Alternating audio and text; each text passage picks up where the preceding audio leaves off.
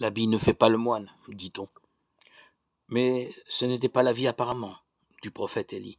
Pour signifier à Élisée sa vocation de prophète, il lui jeta simplement sur les épaules son propre manteau. L'apôtre Paul faisait peut-être référence à cet épisode du livre des Rois lorsqu'il disait aux chrétiens dans la lettre aux Galates, « Vous tous qui avez été baptisés en Christ, vous avez revêtu le Christ. » Galates 3, 27. Il ne s'agit pas d'une prise de possession pour autant. Le bénéficiaire du geste demeure entièrement libre. Élisée l'avait bien compris. Il quitta le champ qu'il était en train de labourer et rentra au village, offrit ses 2 bœufs en sacrifice, fit un grand feu avec leur attelage et organisa un banquet d'adieu pour ses parents et ses proches. Alors débarrassé de tout bien, il quitta tout ce qu'il avait fait dans sa vie jusque-là, puis rejoignit Élie pour se mettre à son école. Tout cela en toute liberté, bien sûr.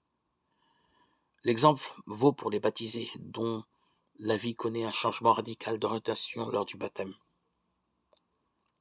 Paul va jusqu'à opposer l'homme nouveau au vieil homme.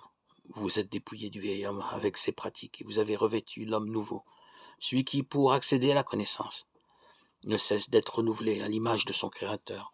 Colossiens 3, 9, 10. Mais on sait bien que les habitudes anciennes nous collent à la peau. Cette liberté nouvellement acquise exigera encore des efforts de notre part.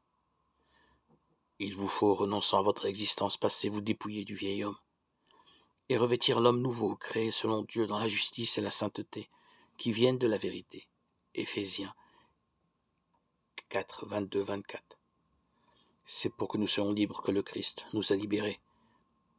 Alors tenez bon, nous dit saint Paul. Galates 5, 1.